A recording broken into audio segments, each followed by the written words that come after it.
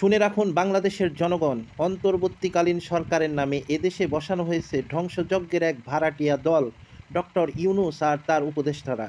এরা এদেশের স্বার্থবান নয়, এরা এই দেশের ভবিষ্যৎ ধ্বংসের নীল নকশা হাতে নিয়ে এসেছে। এরা কারা?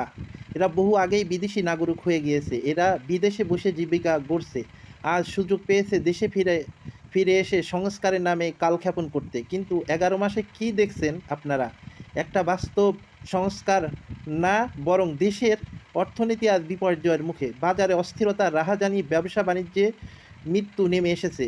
এই উপদেষ্টারা কোটি কোটি ডলারে বিদেশি ঋণ টেনে আনছে, কিন্তু সেই টাকা জনগণের উন্নয়নে ব্যবহার হচ্ছে না, সব পাচার হয়ে যাচ্ছে বিদেশি ব্যাংক অ্যাকাউন্টে। এই টাকা দিয়ে এরা বিদেশে নিজের স্বর্গ বানাচ্ছে, আর এই দেশের মানুষকে ঋণের দাস বানিয়ে যাচ্ছে।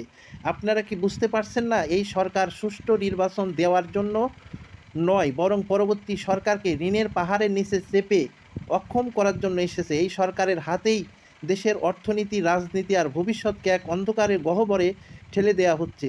যারা ভাবছেন এরা সংস্কার করবে, সুশাসন আনবে, তারা ভুল করছেন। এরা এই দেশের জন্য নয়, এরা সেই শক্তি যারা দেশকে ধ্বংস করে বিদেশে পালিয়ে যাবে। বাংলাদেশের মানুষ জেগে ওঠো, এখনই বুঝে নাও, এই সরকার দেশের ত্রাণকর্তা নয়, ধ্বংসযজ্ঞের নীল নকশা। যদি সময় মতো এদের থামানো না যায়, আগামী প্রজন্ম শুধু ঋণ, বিশৃঙ্খলা আর ধ্বংস এর উত্তরাধিকারী পাবে। এখনই সত্য চিনো, এখনই প্রতিবাদ করো।